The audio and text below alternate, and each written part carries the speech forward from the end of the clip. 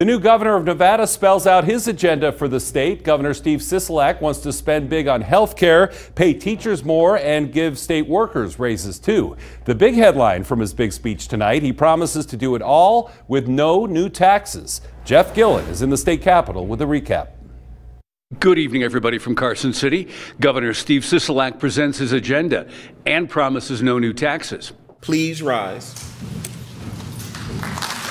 He's the first Democrat elected governor in more than 20 years. Wednesday night, before both houses dominated by Democrats, Steve Sisolak was preaching to the choir. He speaks before the 80th legislature, one for the record books. For the first time in Nevada state history and the history of the United States of America, it is a legislature that is majority women. And so he spoke before this legislature of new faces.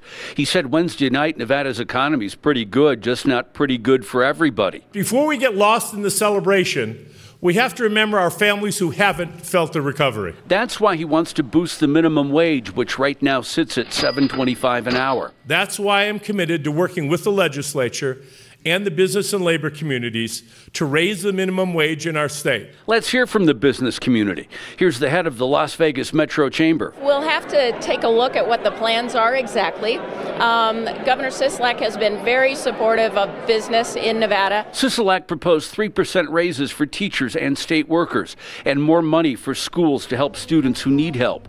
He's also making health care a priority. My recommended budget represents the largest investment of general fund dollars to the Department of Health and Human Services in Nevada state history. There, more money to boost mental health and fight opioid abuse.